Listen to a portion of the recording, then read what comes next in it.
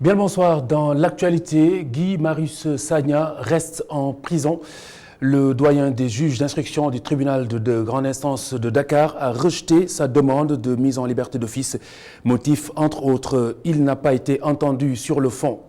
Le braquage spectaculaire la nuit dernière à Amitié 2, les malfaiteurs ont écumé tour à tour une bijouterie et une boutique de vêtements.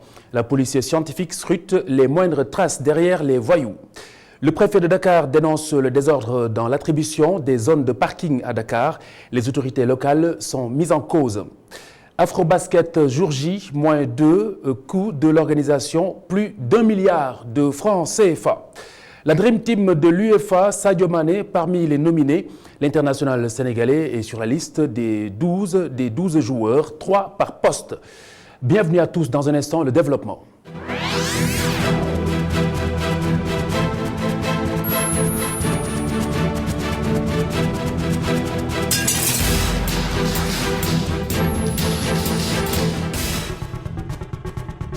Comme je vous l'annonçais tantôt, Guy Marius Sagna va rester en détention pour l'heure.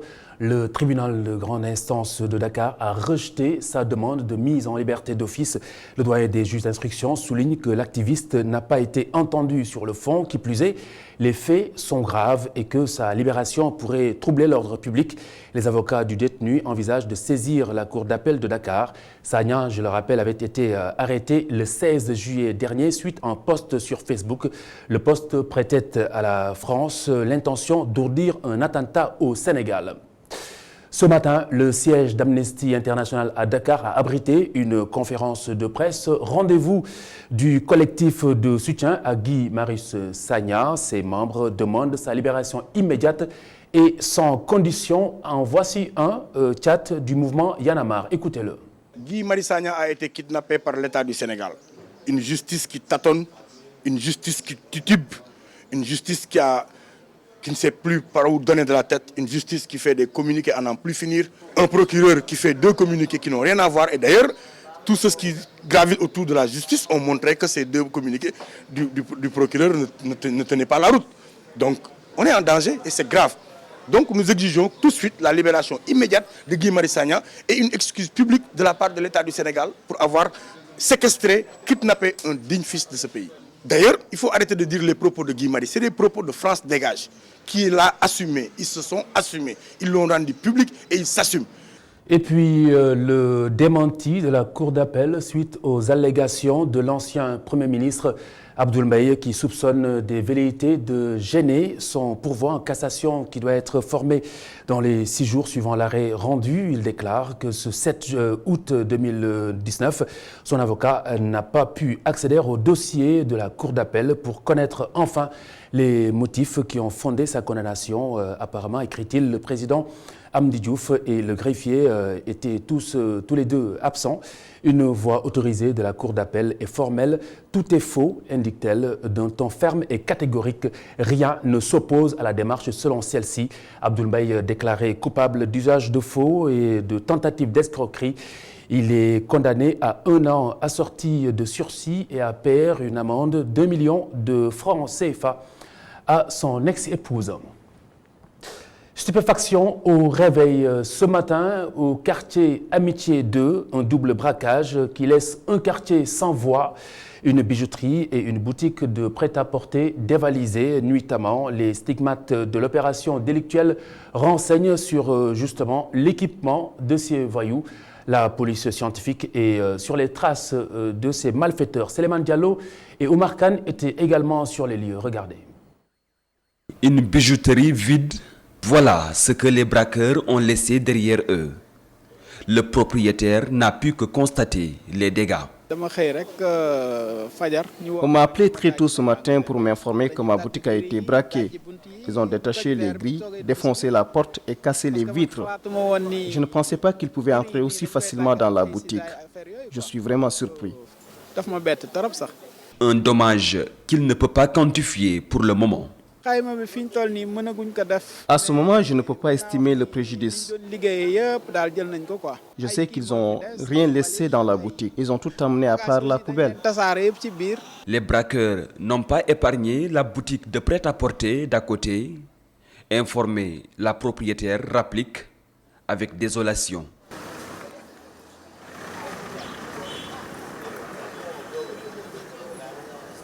Personne ne sait à quelle heure le braquage a eu lieu, ni le nombre de malfaiteurs. Personne n'a rien vu, ni rien entendu. Une agence de transfert d'argent non loin a aussi subi le même sort, il y a juste une semaine. Le parking à Dakar, un désordre béni par les autorités locales. C'est le préfet de la capitale qui dénonce cette aberration. Selon Alioune Badara Samb, les installations sont irrégulières mais légales entre crochets. Les occupants détiennent en effet des permis d'exploitation délivrés par justement des autorités de leurs communes respectives. Écoutez-le. Problématique des vendeurs de véhicules. Malheureusement, la contrainte, c'est que toutes ces personnes-là disposent également de papiers. Il faut qu'on se dise des vérités.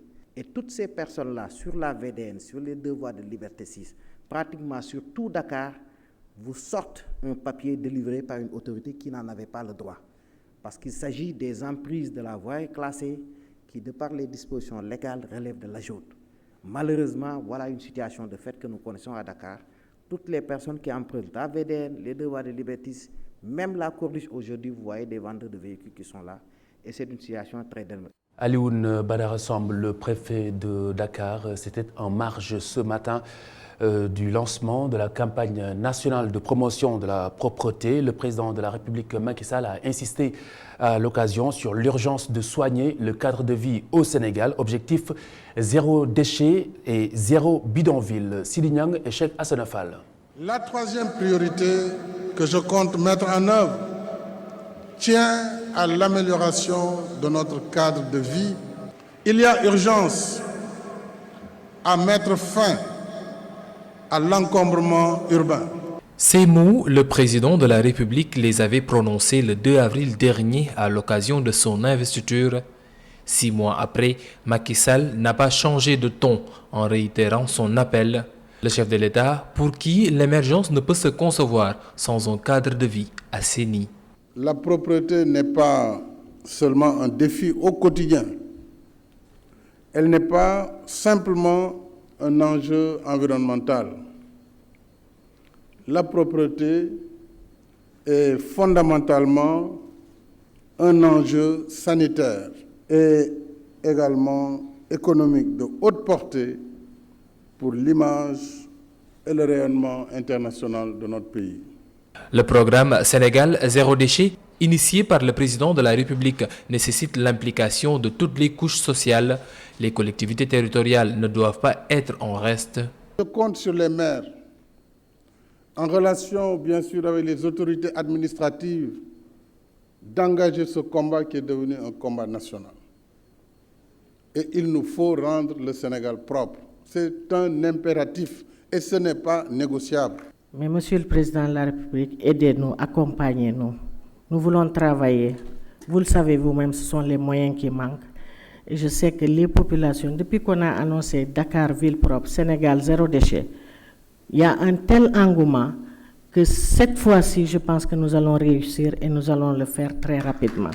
L'unité de gestion des déchets solides UCG, renforcée en équipement, jouera un grand rôle dans l'atteinte des objectifs fixés par le président. Ce ne sera pas facile, mais avec l'engagement de tout le monde, c'est bien possible. L'histoire de la gestion des déchets nécessite un engouement populaire, nécessite un engagement de tous. Maintenant, le président de la République a posé les jalons. Je pense que si tout le monde s'engage avec l'accompagnement de l'État, on peut avoir des résultats. Des équipements de pré-collecte, de collecte, d'une valeur de 4 milliards achetés pour permettre à ces infrastructures d'assurer la collecte et puis de mieux valoriser les déchets. L'entretien des espaces publics et du cadre de vie s'accompagnera de l'application des lois et règlements. Ce faisant, des sanctions positives ou négatives devront être prises. Donc il n'y a pas de raison qu'on légalise des choses qui doivent être interdites. La même chose, la sanction n'est pas dissuasive, certes. Donc si on arrive à les faire appliquer avec cette brigade-là dont a parlé Monsieur le Président de la République, je pense que des choses intéressantes pourraient être faites. Parce qu'aujourd'hui également, tout le monde le dit, tant qu'on ne sanctionne pas, cette sanction peut être même pécuniaire. On tape sur la poche tant qu'on ne sanctionne pas. En tout cas, si ce n'est pas effectif, le problème pourrait ne pas être réglé. L'amélioration de notre cadre de vie, le respect des règles par tout un chacun favorise l'attractivité du Sénégal qui vise rien de moins que l'émergence. Le Conseil économique, social et environnemental a procédé aujourd'hui à la révision de son règlement intérieur, une modification qui permettra à l'institution de s'adapter au rythme de l'administration et de renforcer justement l'animation scientifique avec les acteurs sociaux, professionnels, culturels et sportifs. Le CESE a clôturé ce matin sa première session extraordinaire. Écoutez la présidente au micro ITV de Amagor Robert Nyang. Voici Aminata Touré. Le Conseil a clôturé cette première session extraordinaire par quelques actes de procédure et l'examen de la révision du règlement intérieur. La modification du règlement intérieur, qui est notre outil de travail de tous les jours, vise un certain nombre d'objectifs ayant trait à des nécessités d'adaptation et d'amélioration du corpus de règles d'encadrement allant dans le sens de l'optimisation. Et à ce titre, il nous fallait, dans notre règlement intérieur, par exemple, supprimer la référence à la fonction de Premier ministre, mais aussi avoir une procédure simplifiée et d'urgence qui permet, comme cela est prévu par la loi organique qui porte organisation du Conseil, de pouvoir s'adapter au rythme actuel d'accélération de l'exécution publique et également d'avoir un peu plus d'animation scientifique au niveau de notre Conseil. Enfin, nous avons proposé, comme je l'ai dit, une animation scientifique soutenue avec des périodes d'intercession afin de donner davantage l'occasion à notre institution d'échanger avec les acteurs socio-professionnels, culturels et sportifs sur des sujets de grande importance. Tabaski 2019, jour J, -4, des vagues des originaires de l'intérieur du pays déferlent de la capitale à l'UCAD. Des caravanes partent du campus social pour permettre aux étudiants d'aller fêter l'Aïd en famille. C'est un reportage de Mafal Fall et Youssouf Kanté. Fadika.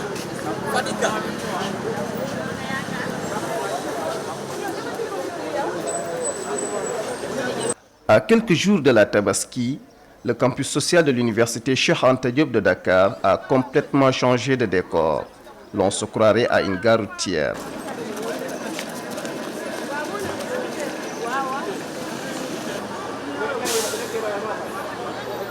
Les organisations estudiantines ont organisé ces caravanes grâce au soutien de bonne volonté pour convoyer leurs camarades dans leurs régions respectives, même si ces derniers ont déboursé une quelconque somme.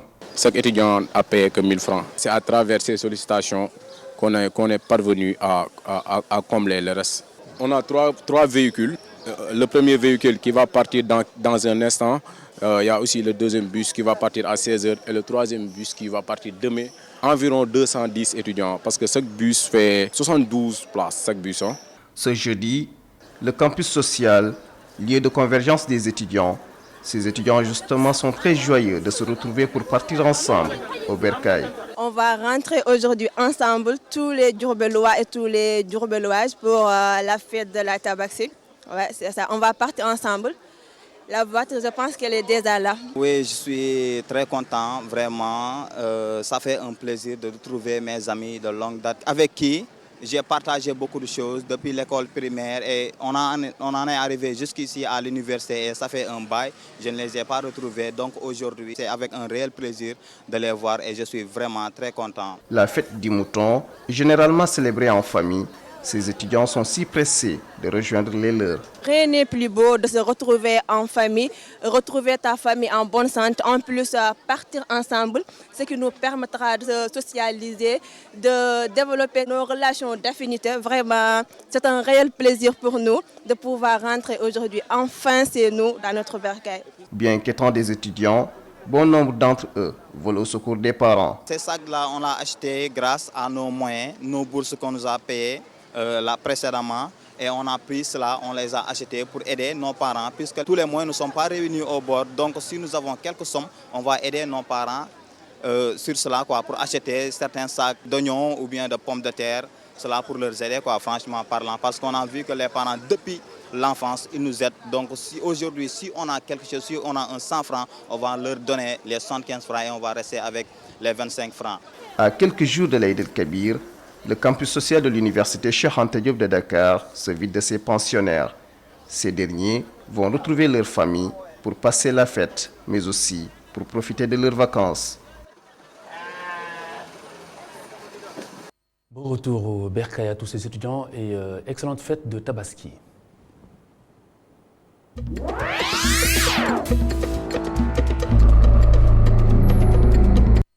L'actualité internationale nous mène en Sierra Leone, en Turquie et en Inde également. C'est un récit de Babacar Touré. En Sierra Leone, de nouvelles pluies torrentielles provoquent des inondations meurtrières. Au moins 7 personnes sont déjà mortes et 8000 autres ont été déplacées la semaine dernière selon la sécurité nationale du pays. La majorité des victimes des récentes inondations sont des habitants des bidonvilles proches de la capitale Freetown et des régions marécageuses. Ce genre de désastre est récurrent en Sierra Leone. Le pays a connu plusieurs inondations ces dernières années. La plus meurtrière remonte à 2017 avec plus de 1000 morts. En Turquie, un séisme de magnitude 5,7 s'est produit aujourd'hui dans l'ouest du pays près de la ville de Denizli. La catastrophe a occasionné une vingtaine de blessés, mais aucun décès n'a été signalé. Rebondissement dans la crise entre l'Inde et le Pakistan autour du Cachemire. Le secrétaire général des Nations Unies, Antonio Guterres, appelle à la retenue maximale. Dans un communiqué, il demande aux deux parties de ne prendre aucune décision qui puisse affecter le statut du Cachemire. Le secrétaire général des Nations Unies s'inquiète au sujet des restrictions imposées dans la partie indienne du Cachemire qui risquent d'aggraver la situation en matière de droits humains. Pour rappel, la révocation lundi de l'autonomie constitutionnelle par New Delhi de la partie du Cachemire qu'elle contrôle et que le Pakistan revendique a suscité des tensions diplomatiques entre les deux pays.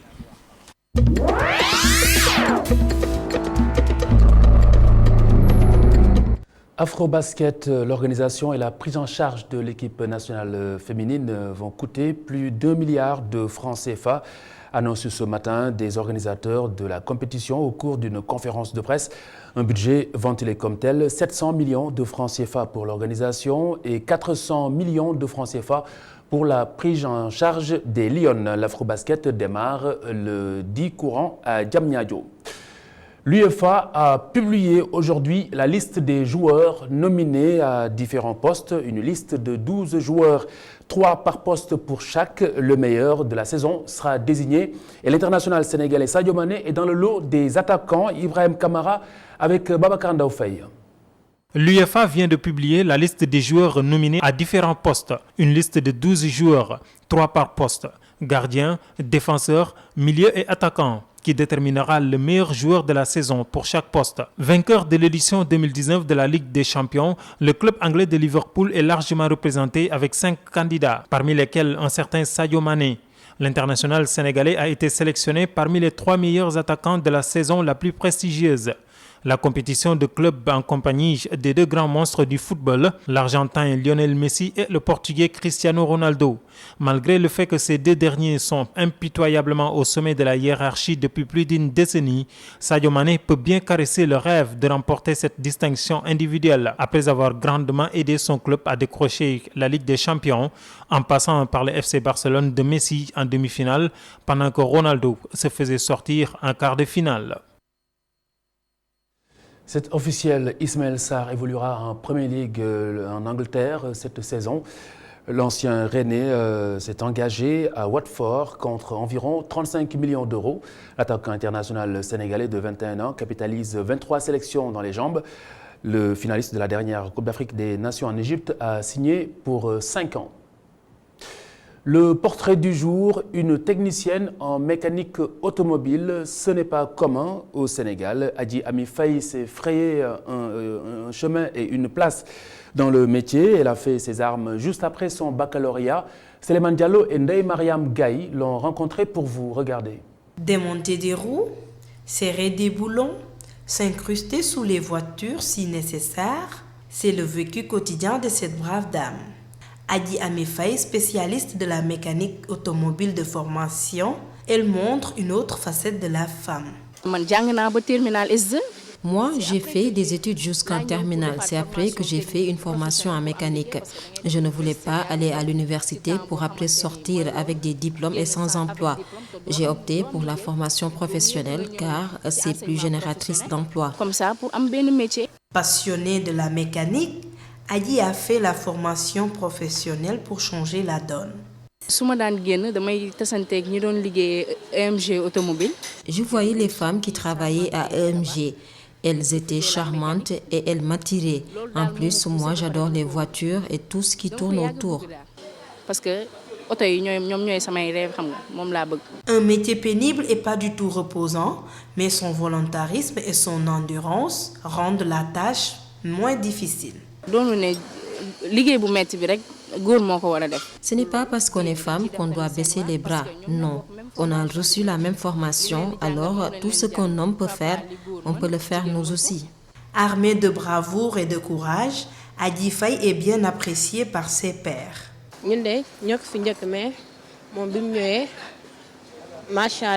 C'est nous qui l'avons devancée ici. Mais quand elle est venue, elle s'est vite adaptée. Elle est gentille, polie et surtout travailleuse. Adi est réputée d'être une battante, même si parfois elle a besoin du coup de main des hommes. Métier lourd là quoi, en fait. C'est un métier lourd et dur vraiment. C'est pourquoi nous les assistons. Quand il y a des tâches lourdes, nous les faisons pour elles.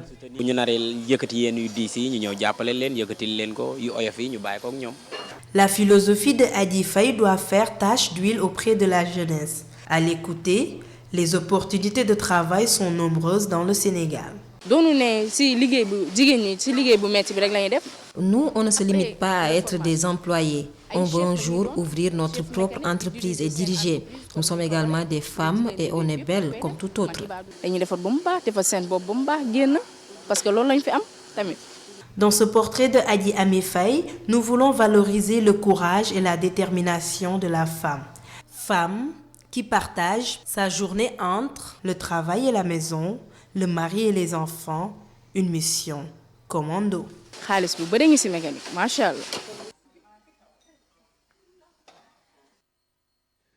Merci d'avoir suivi IR dans un instant avec Sophie Abba et retrouvez Soleil Diakoumpa à 23h dans Jukki Pribari, le bulletin d'information en Wolof. Excellente soirée à toutes et à tous. À demain, Inch'Allah. Au revoir.